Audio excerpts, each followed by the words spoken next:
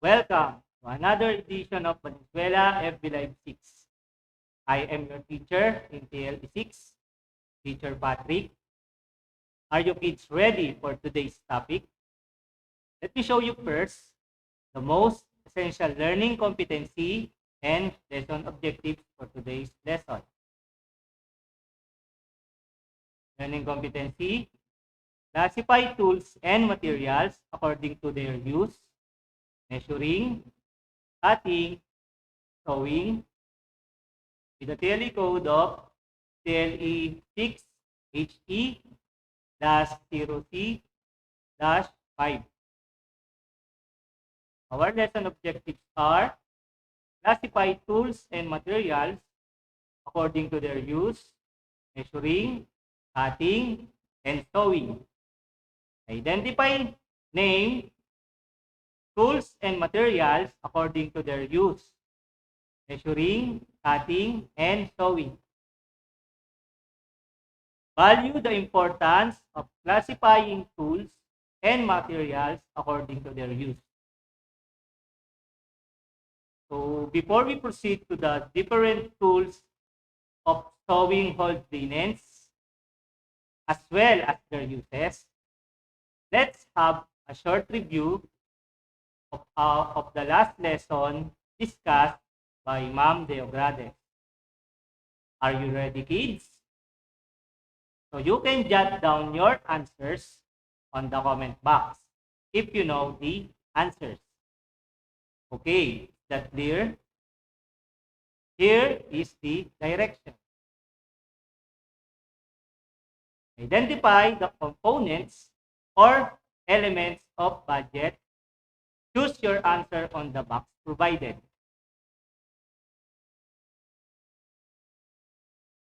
Number 1, we have tuition fees, notebooks, and school bag.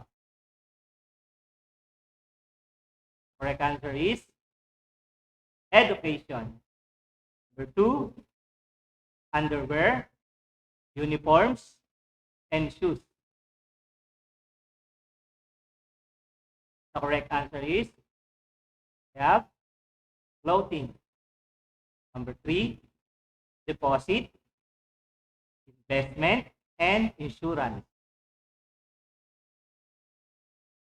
Correct answer is savings. 4, vegetables, fruits, and fishes.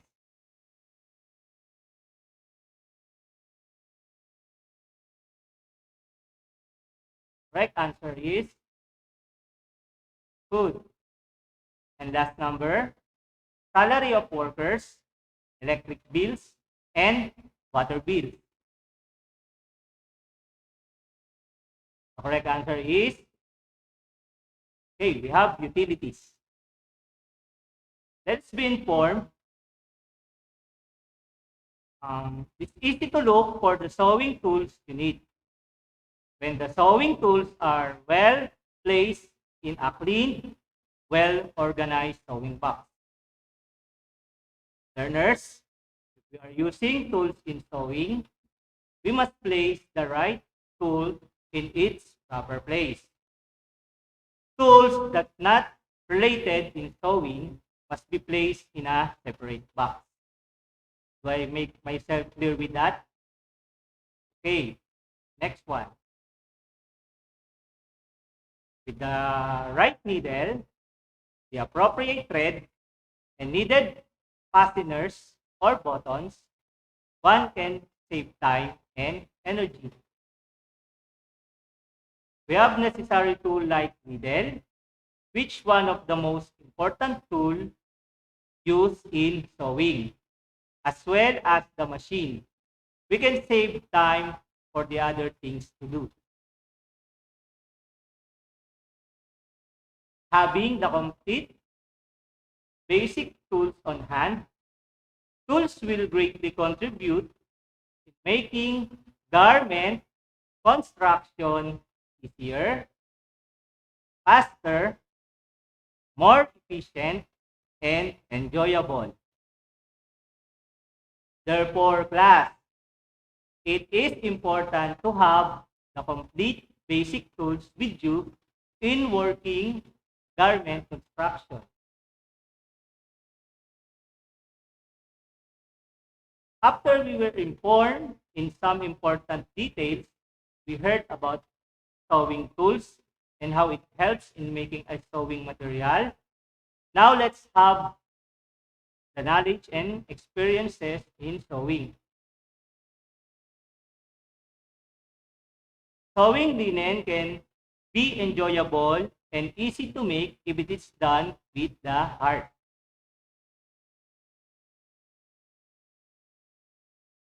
A happy experience in sewing may lead to the enhancement of one's sewing skills.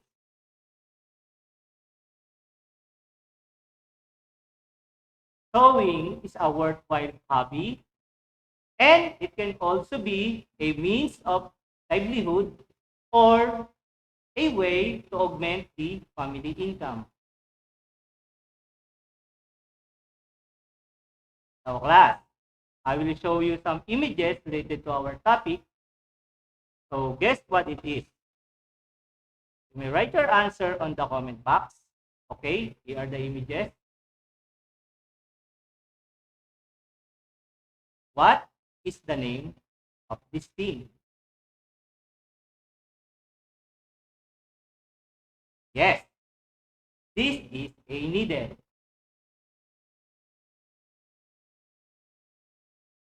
How about this thing?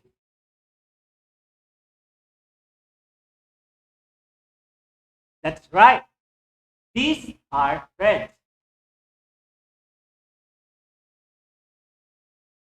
What do you call this last one?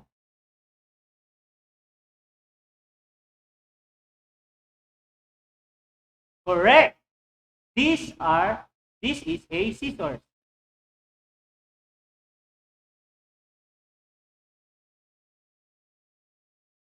What is the use of a needle? How about this thread?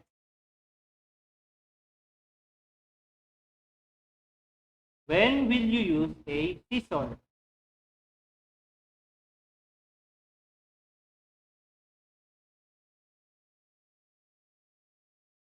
What are these materials for? Is it important to know the use of each material? Why? To understand more, let's define some useful words in related on our topic.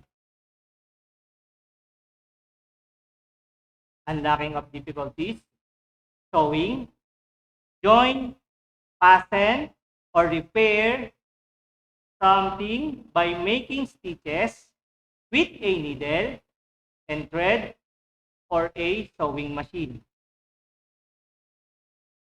Measuring, denoting an instrument or device used to ascertain the size, amount, or degree of something. Cutting, a piece cut off from something, especially what remains when something is being trimmed or repaired. Hem, the edge of a piece of cloth or clothing which has been turned under and sewn. Now, let's proceed. So the pictures that you saw have seen a while ago were just some of the materials and tools used in sewing. Today, we will discuss about their uses and classifications. So watch and listen carefully in order to gain knowledge about today's topic. You can also use your module as guide for these different terms and definitions.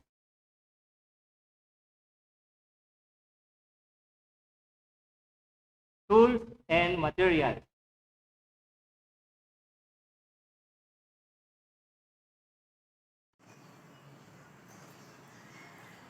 Measuring tools.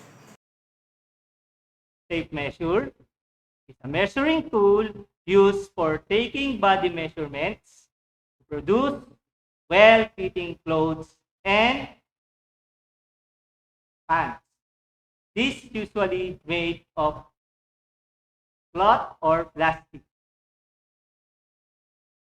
Ruler, measuring tool used to measure and drop lines on a fabric or pattern.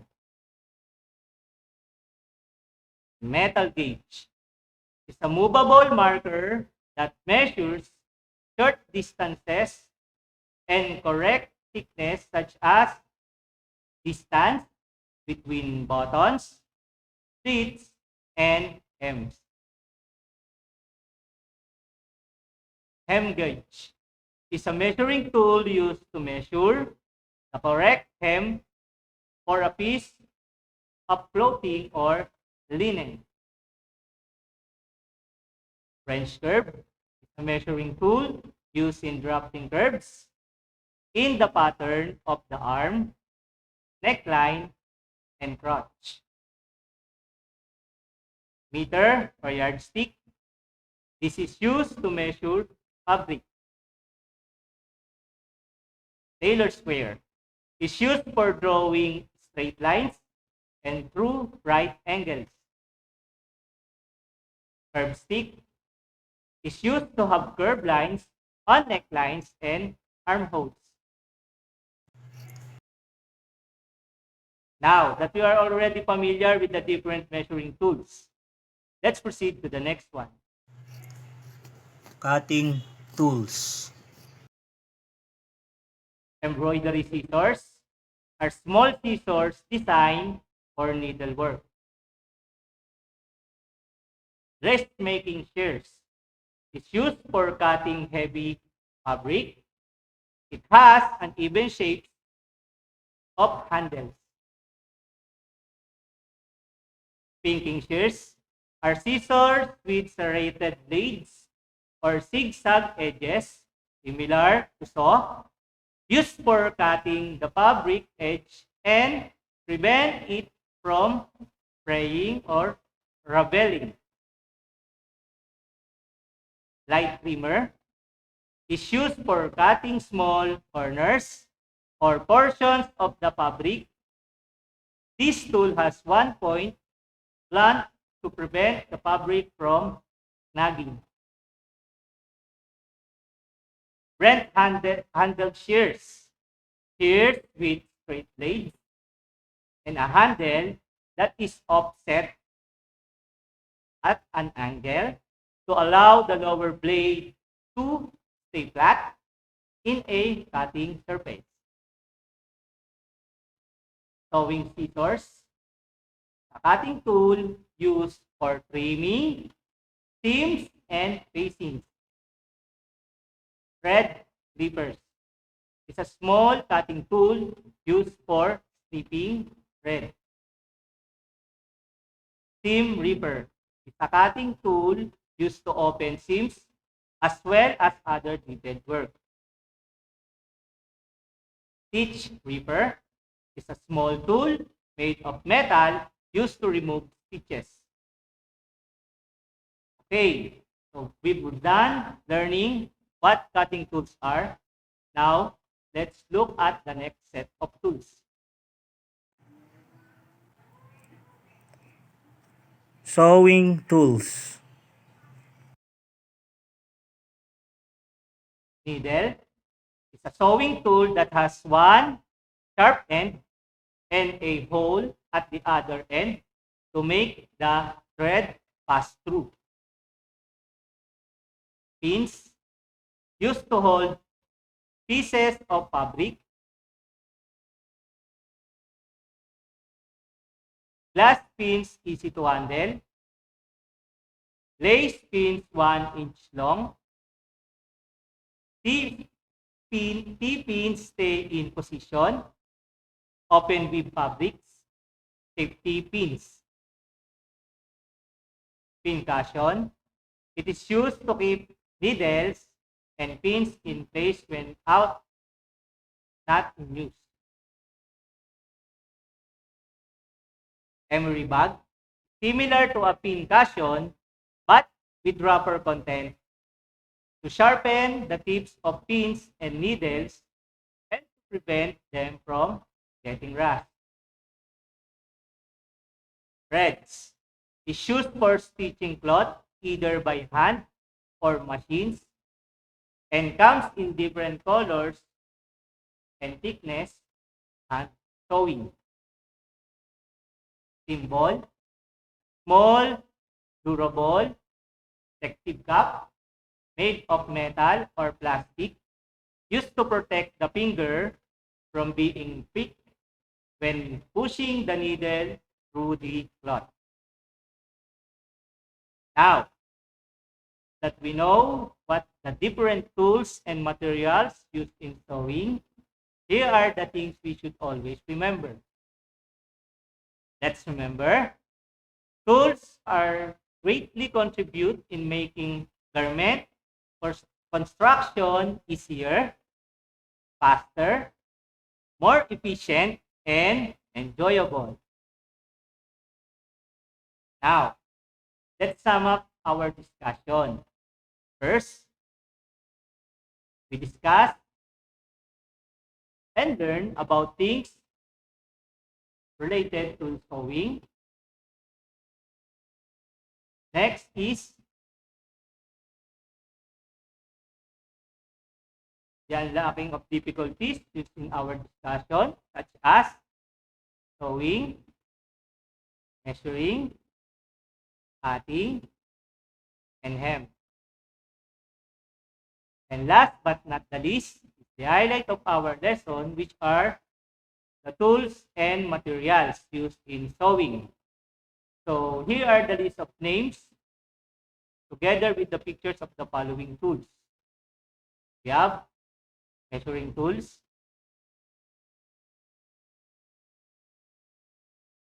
cutting tools,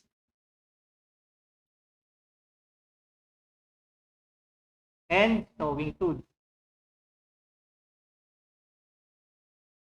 Okay, kids, let's have our first activity, which is called Guess the Name. It is about the tools and materials in sewing. There are definition and clues for each tool in every number to help you identify them. Wait for the signal of your teacher before answering. Are you ready? Number one, a tool used for taking body measurements to produce well-fitting clothes and pants. This is usually made of cloth or plastic. Okay, correct answer for number one, tape measure. Number two, these are small scissors designed for needlework. Top, the correct answer is, okay, we have embroidery scissors. Number three, a small and durable protective cap made of metal or plastic, used to protect the finger from being pricked when pushing the needle through the cloth. Okay, the correct answer, we have symbol. Or a measuring tool used in drafting curves in the pattern, arm, neckline, and crotch. The correct answer, we have French curve. Number five, a cutting tool used to open seams as well as other detailed work. Correct answer is, we have seam ripper. Good job, kids. Keep it up.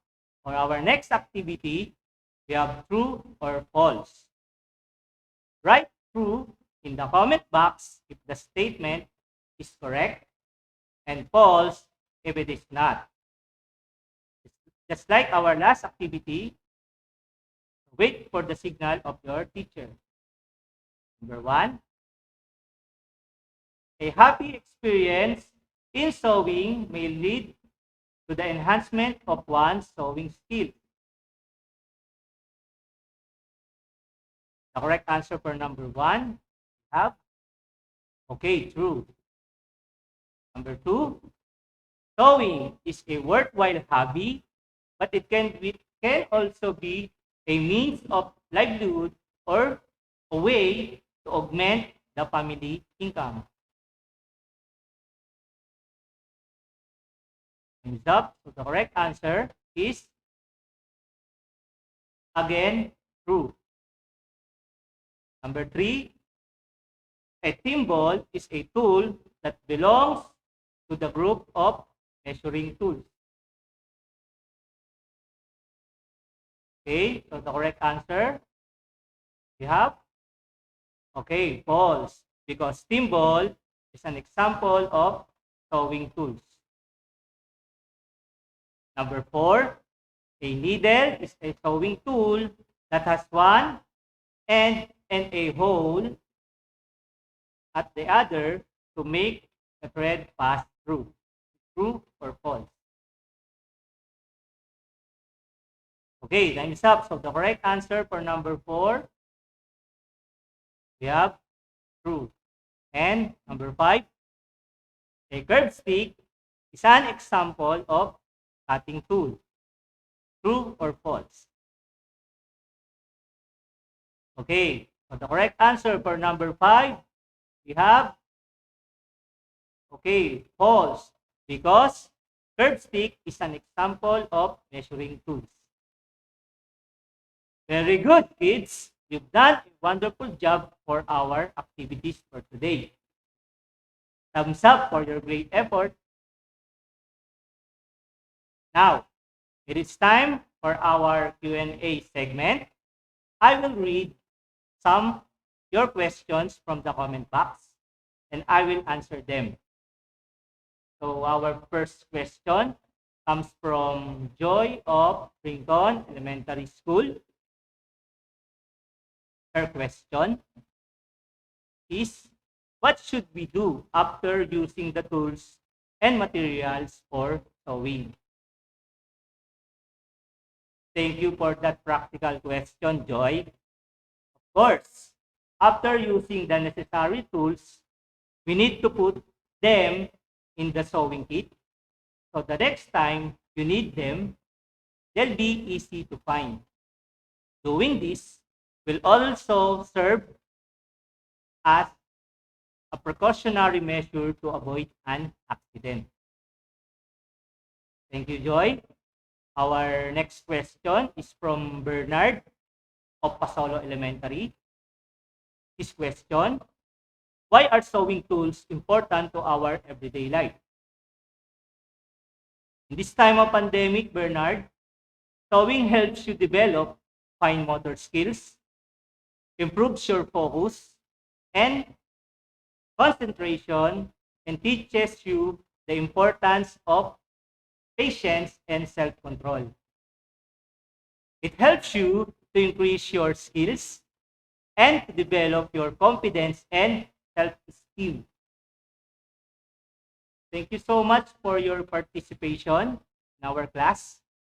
If you have more questions and clarifications regarding today's lesson, you can ask your subject teacher during your follow-up discussion. So for your assignment, answer the activity and post test on your TLE module, pages 11 and 12. In doing your assignment, you will be guided by your parents or guardians and to be checked by your TLE teacher during your follow-up discussion. So don't miss the class. So let me acknowledge the following.